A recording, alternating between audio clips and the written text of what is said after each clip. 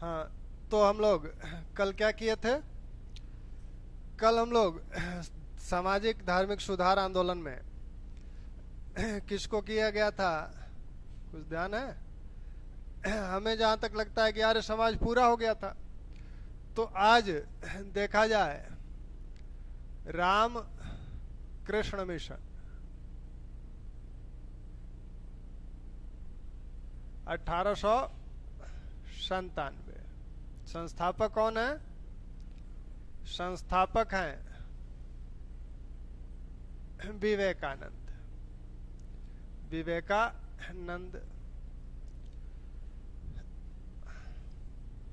विवेकानंद इसके संस्थापक हैं। 1897 रामकृष्ण मिशन की स्थापना की गई। विवेकानंद ने रामकृष्ण मिशन की स्थापना अपने गुरु रामकृष्ण परमहंस के सिद्धांतों को आगे बढ़ाने के लिए किया था। अब रामकृष्ण परमहंस कौन है? तो रामकृष्ण परमहंस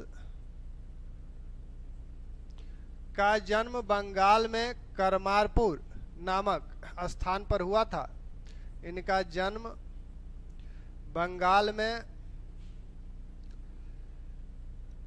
करमारपुर नामक स्थान पर 1836 में हुआ था। रामकृष्ण परमहंस का जीवन काल 1836 से 1866 है, सिर्फ 30 वर्ष जीवित रहे। करमारपुर में इनका जन्म हुआ है। पढ़े लिखे नहीं हैं। 17 वर्ष की अवस्था में ये कलकत्ता के पास, कलकत्ता से कुछ दूर पर एक मंदिर था जिसे दक्षिणारेश्वर काली मंदिर बोला जाता था। तो इस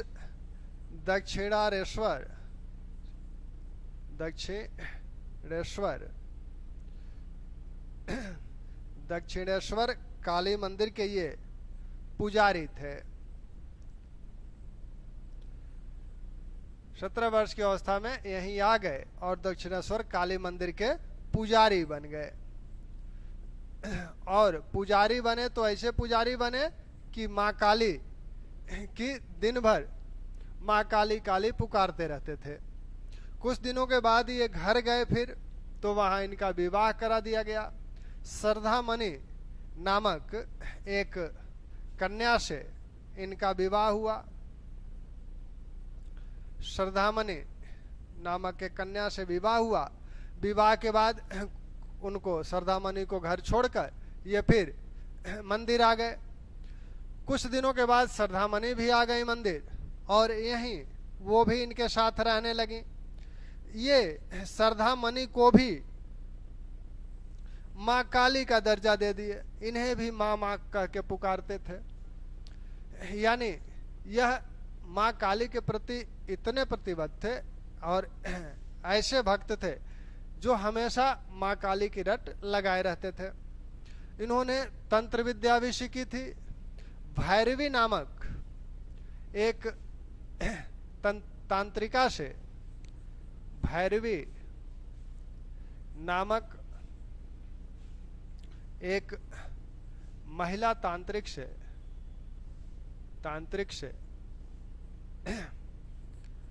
इन्होंने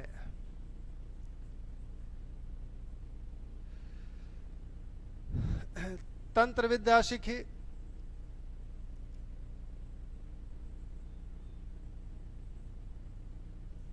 और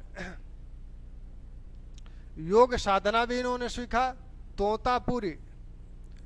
तोतापुरी नामक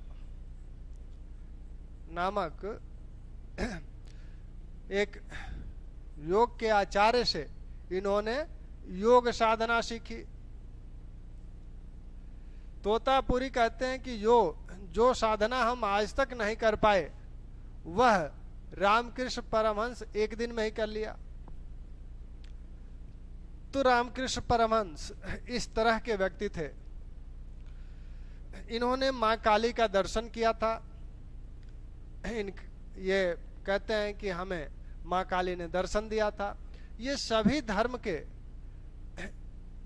देवताओं का दर्शन कर लेना चाहते थे, इसलिए इन्होंने अल्लाह का भी दर्शन किया, ईसा मसीह का भी दर्शन किया धीरे धीरे रामकृष्ण परमहंस प्रख्यात हो गए और वे कलकत्ता, जैसा कि आप जानते हैं उस समय कलकत्ता विद्वानों की नगरी थी और ढेर सारे पाश्चात्य शिक्षा प्राप्त विद्वान कलकत्ता में रहते थे। अब वो भी रामकृष्ण से मिलने आने लगे। केशव चंद्र सेन के जो दाहिने हाथ माने जाते हैं प्रताप चंद्र मजूमदार, वो कहते हैं कि यह आदमी पढ़ा लिखा भी नहीं है, कभी काली को पूजता है, कभी अल्लाह को पूजता है, यानी मूर्ति पूजा भी करता है, निराकार ब्रह्म की उपासना भी करता है। और हम लोग पाश्चात्य शिक्षा प्राप्त हैं, ढेर सारे यूरोपीय दार्शनिकों को पढ़े हैं, फिर भी इसके साथ बैठना 2-3 घंटे अच्छा लगता है। और सिर्फ मैं ही नहीं, मेरे जैसे अनेक लोग इसके पास आकर बैठते हैं। तो इस प्रकार का व्यक्तित्व रामकृष्ण परमहंस का था। विवेकानंद भी इनका नाम सुनकर एक बार आए। विवेकानंद ग्रेजुएट थे, अंग्रेजी पढ़े लिखे थे, लेकिन मन की शांति के लिए शांति की खोज करना चाहते थे और उसी सिलसिले में किसी ने कहा कि एक बार परमहंस से मिलो। विवेकानंद परमहंस के पास आए तो ऐसा कहा जाता है कि विवेकानंद को पहली बार देखकर ही परमहंस ने कहा था, आओ वत्स, अभी तक कहाँ थे। लेकिन विवेकानंद पहली मुलाकात में इनसे प्रभावित नहीं हुए। बाद में धीरे धीरे विवेकानंद इनसे प्रभावित होते चले गए और जब 1866 में रामकृष्ण परमहंस का कैंसर से निधन हुआ, तब परमहंस ने विवेकानंद को कहा कि तुम्हें ही सब संभालना है। तो इसी क्रम में विवेकानंद आते हैं। तो अब विवेकानंद कौन है? विवेकानंद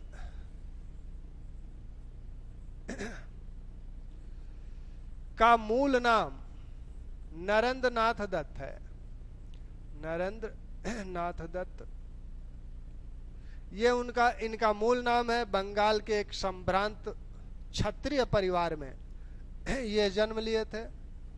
बंगाल का एक संभ्रांत क्षत्रिय परिवार था। अंग्रेजी शिक्षा दीक्षा भी प्राप्त किए, स्नातक थे, लेकिन फिर भी रामकृष्ण परमहंस के शिष्य थे, शिष्य बन गए थे। विवेकानंद, इस नरेंद्र नाथ दत्त को विवेकानंद नाम खेतड़ी के महाराजा ने दिया था। जब शिकागो में प्रथम विश्व धर्म सम्मेलन हो रहा था 1893 में, 1893 में शिकागो में, अमेरिका के शिकागो में प्रथम विश्व धर्म सम्मेलन हो रहा था, तो उसमें विवेकानंद को जाना था। तो खेतड़ी के महाराजा ने कहा इनका नाम विवेकानंद रख दिया नरेंद्र नाथ दत्त से। सम्मेलन में जाते समय खेतड़ी के महाराजा ने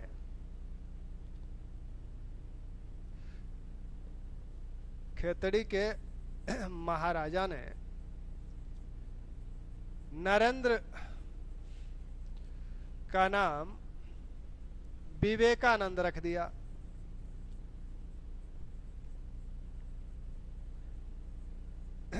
तो अब ये विवेकानंद के नाम से विख्यात हुए। तो ये नरेंद्र अब विवेकानंद बन गए। 1893 में शिकागो प्रथम विश्व धर्म सम्मेलन में गए। वहां पर भारत की बात इन्होंने रखी। इनके भाषण का जो मुख्य मूल जो है, यहाँ पर इन्होंने शिकागो में भाषण दिया, कई भाषण दिए और ये भाषण बहुत ही विख्यात हुए। इस भाषण का जो मूल थीम था वो था भौतिकता और आध्यात्मिकता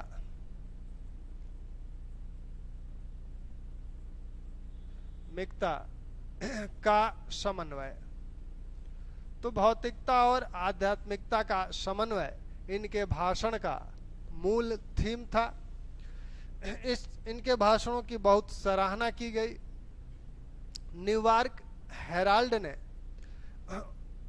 विवेकानंद को सुनकर, उन भाषणों को सुनकर यह लिखा था कि भारत में विवेकानंद जैसे लोग हैं और इतनी उच्च संस्कृति है भारत की, ऐसे में हमें अपने ईसाई मिशनरियों को भारत भेजना धर्म प्रचार के लिए कितना बेवकूफ़ी भरा कदम है। यानी हम उन्हें आध्यात्म और धर्म सिखा रहे हैं, संस्कृत सिखा रहे हैं, जिनकी संस्कृति और अध्यात्म का स्तर इतना ऊंचा है, उन्हें हम क्या सिखा सकते हैं। तो यह बात न्यूयॉर्क हेराल्ड ने यह टिप्पणी की थी।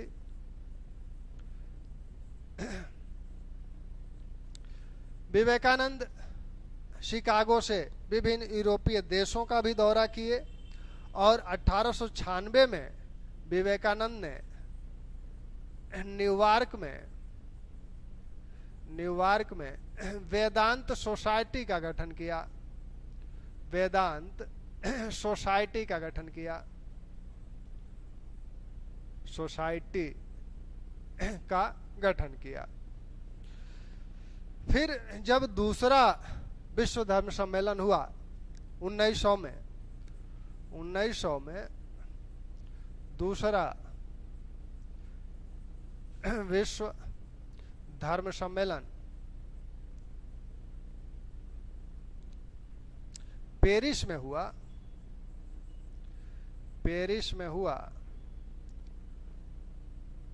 तब उसमें भी विवेकानंद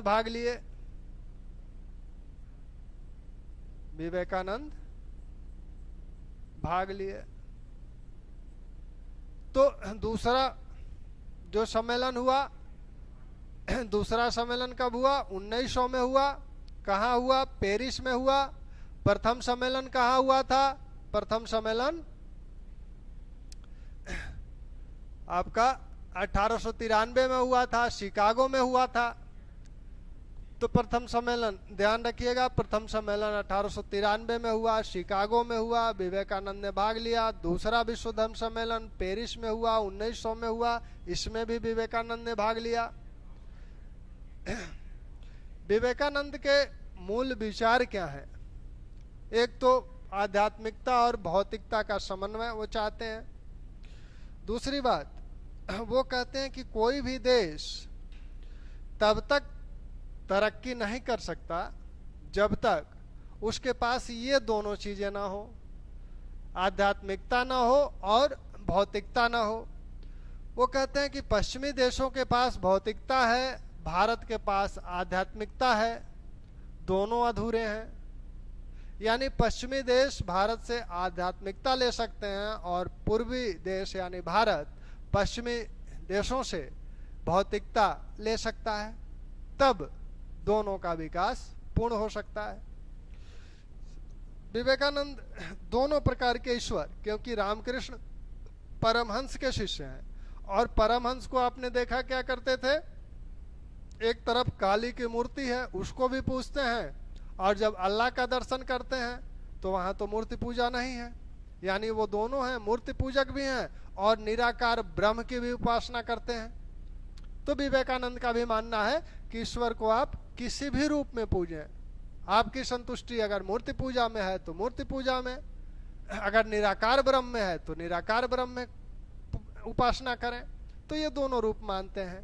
इनका मानना है कि पहले हमें धर्म सुधार करना चाहिए, फिर सामाजिक सुधार। धर्म को मनुष्य की प्रकृति मानते हैं कि यह नेचुरली है और जब तक इसका विकास नहीं होगा तब तक मनुष्य का विकास नहीं होगा, वो संतुष्ट नहीं हो सकता। तो वो पहले इस पर बल देते हैं। भारत की जो उस समय दयनीय स्थिति थी, सामाजिक दयनीय स्थिति, निर्धनता थी, इन सब को देखकर विवेकानंद ने कहा था कि हमारा ईश्वर अब कहाँ बचा है, हमारा ईश्वर हमारे भोजनालयों में है। यानी वो छुआछूत पर कटाक्ष कर रहे थे और वो कि ये बर्तन न छुओ, ये बर्तन न छुओ, ऐसे। तो वो कहते हैं कि हमारा ईश्वर तो भोजनालयों में आ गया है। तो ऐसी स्थिति नहीं होनी चाहिए, यानी वो छुआछूत जाति पाति का विरोध करते हैं। साथ में उन लोगों को देशद्रोही कहते हैं जो लोग निर्धनों, अंग्रेजी पढ़ लिख कर, मान लीजिए कोई नौकरी कर रहे हैं या अच्छा पेशा कर रहे हैं, और फिर भी वो निर्धनों का ध्यान नहीं रखते हैं, तो कहते हैं कि इन्हीं के पैसे से पढ़ लिख कर जो इनका ध्यान नहीं रखते हैं वो देशद्रोही हैं। राजनीतिक संदर्भ में उनका विचार यह है कि पहले शासन किसका था? पुजारियों का था, बाद में क्षत्रियों का हुआ, फिर व्यापारियों का हुआ, अब आगे शूद्रों का शासन होगा। और ये कहाँ से शुरू होगा? वो कहते हैं कि यह रूस और चीन से शुरू होगा। और उनकी भविष्यवाणी आकर 1917 में सही साबित हुई जब बोल्शेविक क्रांति रूस में हुई।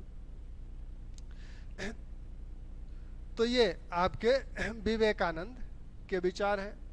विवेकानंद ने कुछ ग्रंथों की भी रचना की थी, राजयोग, भक्ति योग जैसे ग्रंथों की वो रचना किए थे। तो विवेकानंद के जो ग्रंथ हैं वो आपका राजयोग, भक्ति योग,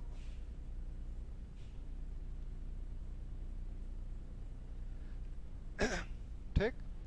इस विवेकानंद को सुभाष चंद्र बोस ने राष्ट्रीय आंदोलन का आध्यात्मिक पिता कहा था। विवेकानंद को सुभाष चंद्र बोस ने क्या कहा था? सुभाष चंद्र बोस ने विवेकानंद को राष्ट्रीय आंदोलन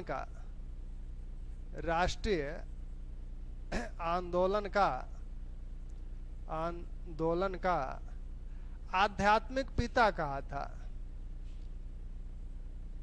आध्यात्मिक पिता कहा था। तो ये राष्ट्रीय आंदोलन के क्या हैं? आध्यात्मिक पिता हैं। किसने कहा? सुभाष चंद्र बोस ने कहा। अब विवेकानंद द्वारा स्थापित दो संस्थाएं हैं, रामकृष्ण मिशन है और रामकृष्ण मठ है। दोनों में थोड़ा सा अंतर है। रामकृष्ण मिशन जो है वह सेवा कार्य करता है, और रामकृष्ण मठ ये जो सेवा कार्य लोग करते हैं इनको शिक्षा देता है, इनको तैयार करता है। तो 1897 में रामकृष्ण मिशन की स्थापना हुई और 1899 बेलूर में एक मठ स्थापित किया गया। बेलूर कलकत्ता के पास है ये। तो 1899 में मठ की स्थापना की गई और यह बेलूर में की गई। यह कहाँ है? कलकत्ता के पास है। तो इस प्रकार विवेकानंद ने मठ की स्थापना की। मठ में जो ब्रह्मचारी सन्यासी तैयार किए जाते हैं धर्म प्रचार के लिए और समाज सेवा के लिए। रामकृष्ण मिशन आज भी विभिन्न प्रकार के सेवा कार्य करता है। अगर कहीं अकाल आता है, कहीं महामारी आती है, तो यह मनुष्यों की सेवा कार्य करता है। इनके सेवा का जो भाव है वो कैसा है? रामकृष्ण परमहंस कहते हैं कि रामकृष्ण परमहंस का मानना है कि आत्मा परमात्मा का अंश है। आत्मा परमात्मा का अंश है। कोई किसी को दान देता है तो वो ये मान के देता है कि हम इस पे दया कर रहे हैं। सही ये नहीं है। आप दया नहीं कर रहे हैं। अगर किसी को कुछ दे रहे हैं, किसी निर्धन को या किसी जरूरतमंद व्यक्ति को कुछ आप दे रहे हैं, तो ये भाव मन में होता है कि हम इस पे दया कर रहे हैं। ये दया का भाव नहीं है, क्योंकि ये परमात्मा का अंश है। आत्मा यानी मनुष्य भी परमात्मा का अंश है। आप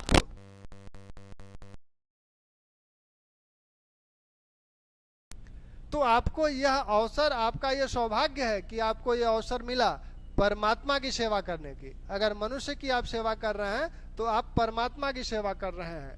ये सौभाग्य आपको मिला है, तो आपने इस पर दया नहीं की है, बल्कि इसने दया करके आपको ये सुअवसर प्रदान किया है। तो इस भाव से रामकृष्ण मिशन सेवा करता है। विभिन्न प्रकार की रामकृष्ण मिशन के अस्पताल हैं, इनके पुस्तकालय हैं, तो ये पुस्तकों को बांटकर भी अपने विचारों का प्रचार करते हैं। तो इस प्रकार रामकृष्ण मिशन और विवेकानंद की बात पूरी हुई। अब हम लोग कुछ अन्य बातें कर लें। बंगाल के ही एक महापुरुष हैं ईश्वर चंद्र विद्यासागर। बंगाल के ही एक महापुरुष हैं ईश्वर चंद्र विद्यासागर। ईश्वर चंद्र विद्यासागर एक विद्वान व्यक्ति थे, धार्मिक सामाजिक सुधार आंदोलन से जुड़े थे। इनकी प्रमुख उपलब्धि स्त्री शिक्षा और विधवा विवाह के संदर्भ में है, यानी महिलाओं के संदर्भ में है। ईश्वर चंद्र विद्यासागर का साहित्य में भी योगदान है। इन्होंने बांग्ला व्याकरण की रचना की। बांग्ला व्याकरण की रचना की। इन्होंने संस्कृत सीखने की नई विधि की खोज की। नई विधि की खोज की। इन्होंने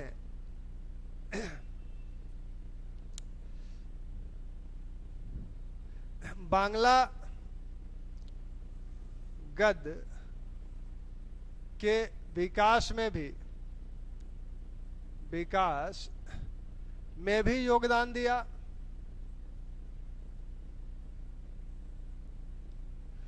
तो ये इनके साहित्यिक योगदान है। ईश्वर चंद्र विद्यासागर लगभग 35 बालिका विद्यालयों का संचालन करते थे। हिंदू कॉलेज के प्रिंसिपल थे और लगभग 35 बालिका विद्यालयों का संचालन करते थे। इन्हीं के प्रयत्नों से 1856 में विधवा पुनर्विवाह अधिनियम पारित हुआ। विधवा पुनर्विवाह अधिनियम पारित हुआ। इन्हीं के नेतृत्व में आधुनिक भारत का सबसे पहला विवाह,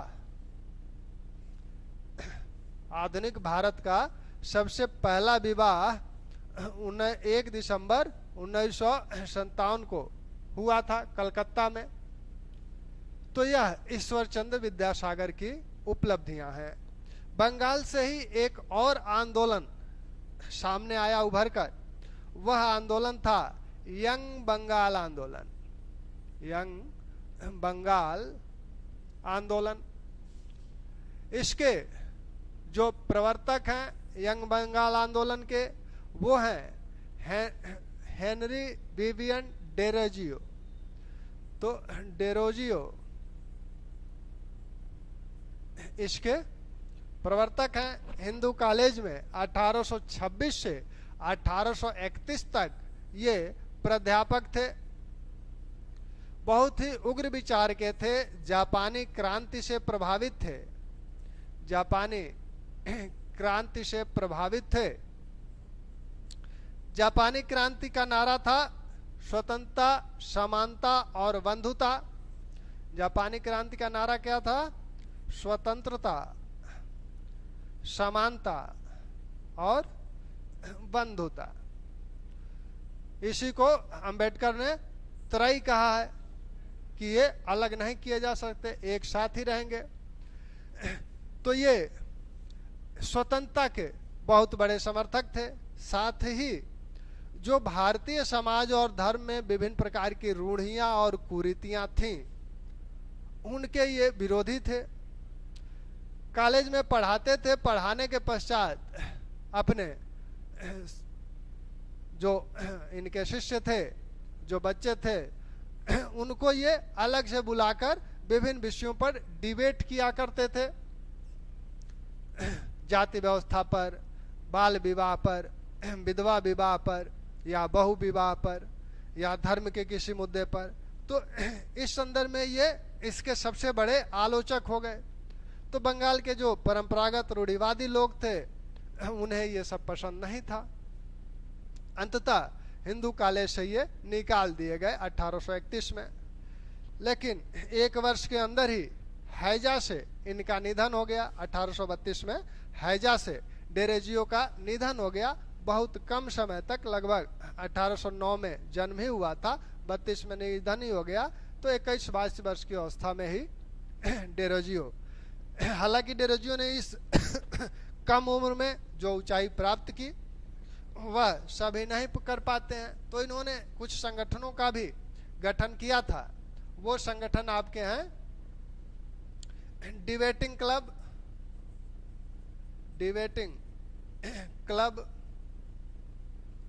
बंगहित सभा, Anglo Indian Hindu association, Anglo Indian Hindu association,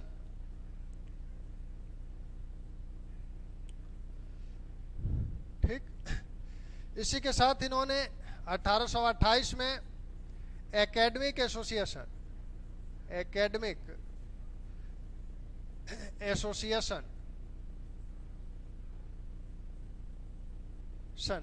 का गठन भी किया था।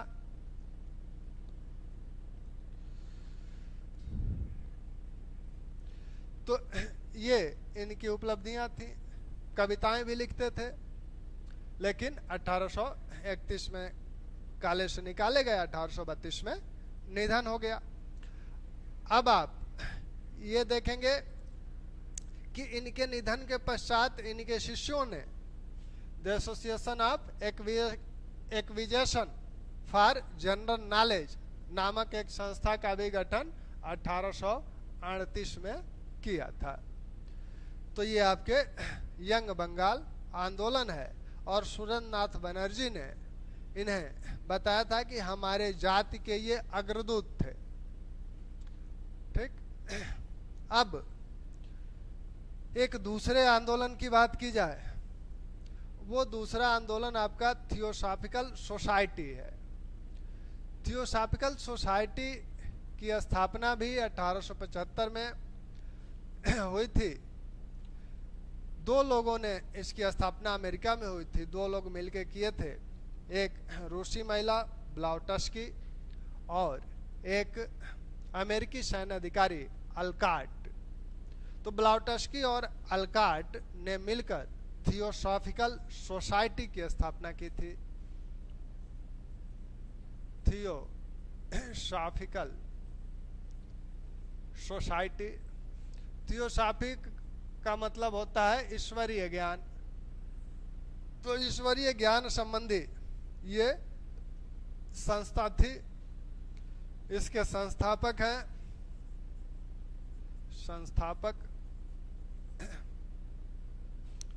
रूसी महिला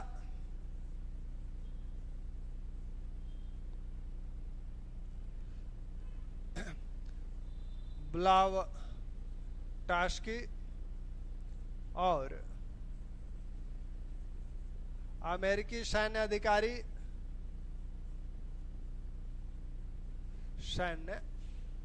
अधिकारी अल्काट।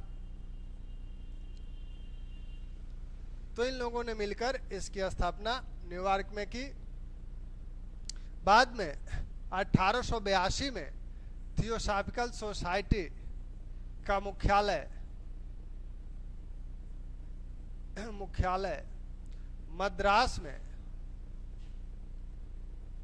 मद्रास के पास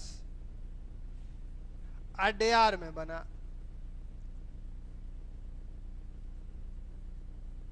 तो 1882 से इसका मुख्यालय भारत आ गया और अडेयार में बना।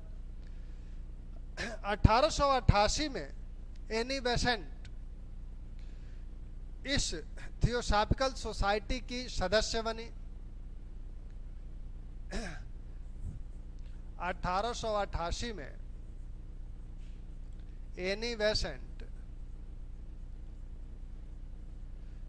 इसकी सदस्य बनी।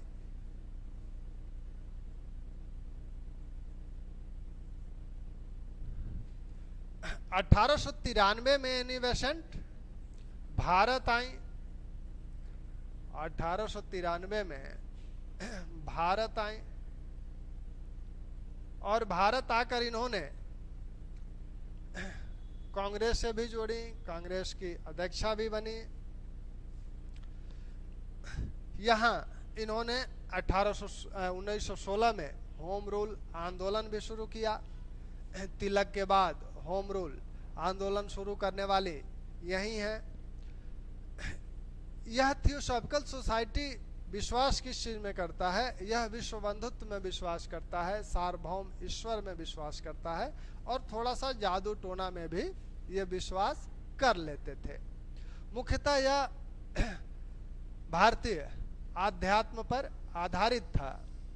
एनी बेसेंट जब 1893 में भारत आई तो अल्काट के निधन के पश्चात 1907 में थियोसॉफिकल सोसाइटी की अध्यक्ष बन गई। थियोसॉफिकल सोसाइटी की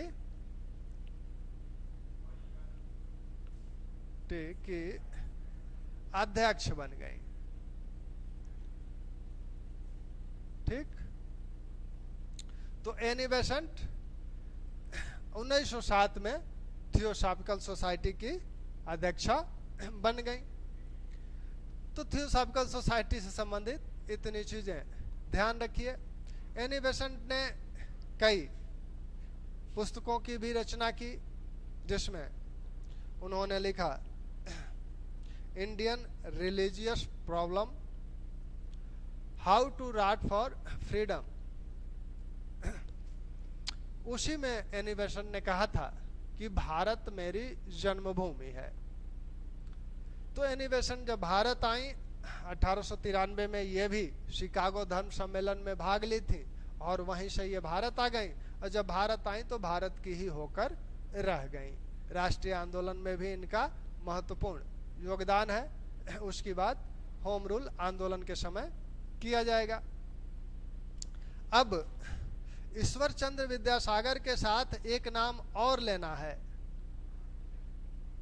ईश्वर चंद्र विद्यासागर जिस तरह से महिलाओं के कल्याण के लिए समर्पित हैं, विशेषकर विधवा विवाह के संदर्भ में, वैसा ही एक नाम दक्षिण भारत का भी है, कंडलूर वीरे सलिंगम। तो यह नाम जो कंडलूर वीरे सलिंगम है, वीरे सलिंगम,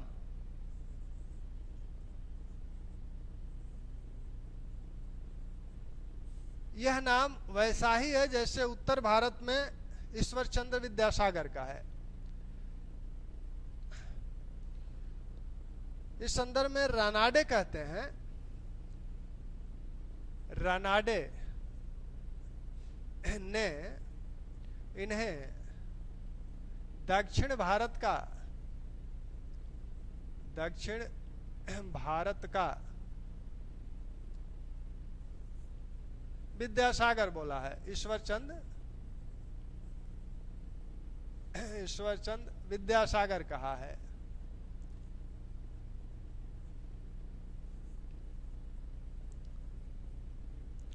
इन्होंने भी विधवाओं के लिए, विधवा विवाह के लिए बहुत कार्य किया। विधवा विवाह समुदाय का गठन किया, विधवा विवाह समुदाय का गठन किया। विवेक वर्धिनी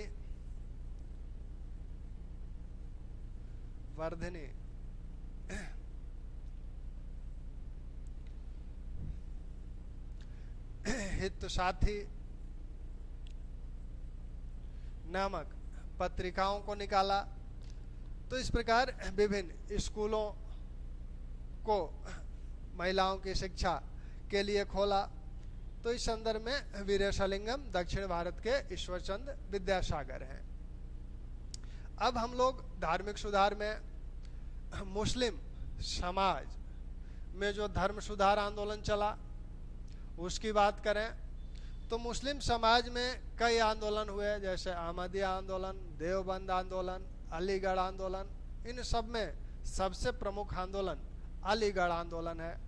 1875 में अलीगढ़ आंदोलन शुरू हुआ, हालांकि उस पर काम पहले से ही हो रहा था, लेकिन 1875 में एंग्लो ओरिएंटल स्कूल की स्थापना की गई और वही बाद में 1877 में कॉलेज बना और 1920 में वह क्या बन गया, विश्वविद्यालय बन गया।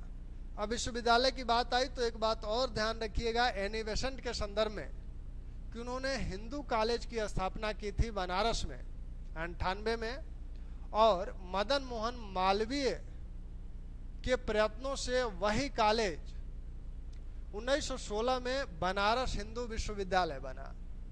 तो थियोसॉफिकल सोसाइटी एनी बेसेंट के संदर्भ में यह ध्यान रखिएगा कि 1898 में उन्होंने बनारस में हिंदू कॉलेज की स्थापना की और बाद में मदन मोहन मालवीय के प्रयत्नों से यह कॉलेज 1916 में बनारस हिंदू विश्वविद्यालय बना। वैसे ही सर सैयद अहमद खां अलीगढ़ आंदोलन के जो संस्थापक हैं वो सर सैयद अहमद खां हैं। दरअसल सर सैयद अहमद खां का नाम आप 1857 विद्रोह में भी सुन चुके हैं। ये इनका जन्म दिल्ली में हुआ था, कंपनी की सेवा में थे। जब 1857 का विद्रोह हुआ तब ये बिजनौर में सदर अमीन पद पर नियुक्त थे और यही हैं जो 1857 में पहली पुस्तक लिखते हैं। आप लोग जीएस जो पढ़ रहे हैं कुछ लिख हो भी रहे हैं कि सिर्फ वीडियो देखकर किनारे? थोड़ा सा नोट कर लीजिए जिससे कि आपको रिवीजन करने में आसानी होगी, क्योंकि ये कहानी तो 2-4-5 दिन में भूल जाएगी। तो फिर या तो आप पूरा वीडियो देखिए, तो पूरा वीडियो देखेंगे तो फिर आपका 1 घंटा लगेगा और नोट किए रहेंगे आप तो 10 मिनट में अपना रिवाइज कर लेंगे, आपके समय की भी बचत होगी। तो अलीगढ़ आंदोलन की बात हो रही है, तो अलीगढ़ आंदोलन के संस्थापक सर सैयद अहमद खां हैं। 1857 विद्रोह के समय यह देखा गया था, उसके पहले से भी मुस्लिम ब्रिटिश सरकार का विरोध कर रहे थे। विरोध करने का एक कारण यह भी था कि वो ये मान रहे थे कि ब्रिटिश लोग हम मुसलमानों को सत्ता से हटाकर शासक बन गए, क्योंकि मुगल बादशाह एक मुस्लिम शासक था और स्वाभाविक रूप से मुस्लिमों का उसके प्रति अपनत्व होगा। जैसे कि आज कोई विधायक एमपी बन जाता है, दूर का भी रिश्तेदार तो आप कहते हैं कि हमारे फूफा हैं, तो हमारे मौसा हैं, तो इसी प्रकार से वो भी जोड़ते रहे होंगे। 1857 में एक प्रयत्न किया गया था ब्रिटिश सरकार से मुक्ति का, लेकिन वह सफल नहीं हो पाया। तब सर सैयद अहमद खां को लगा कि अब इस सरकार को हटाना तो फिलहाल संभव नहीं है और मुस्लिम समाज में बेरोजगारी बहुत है, अशिक्षा बहुत है, तो इसको दूर कैसे किया जाए। तो उन्होंने सोचा कि ब्रिटिश सरकार के साथ मिलकर ब्रिटिश सरकार को यह विश्वास दिलाकर कि मुस्लिम समाज आपका विरोधी नहीं है, इस सरकार का विरोधी नहीं है, उससे मुस्लिमों के लिए कुछ सहायता प्राप्त की जा सकती है। इन्हीं उद्देश्यों से सर सैयद अहमद खां ने अलीगढ़ आंदोलन को शुरू किया। इस आंदोलन का केंद्र अलीगढ़ बना। वहीं उन्होंने 1875 में एक स्कूल की स्थापना की, 77 में वह कॉलेज बना और 77 में कॉलेज बनने के पश्चात 1920 में वह विश्वविद्यालय बन गया। तो चलिए इसको कल कंटिन्यू कर लेंगे और थोड़ा सा नोट वगैरह किया करिए। धन्यवाद।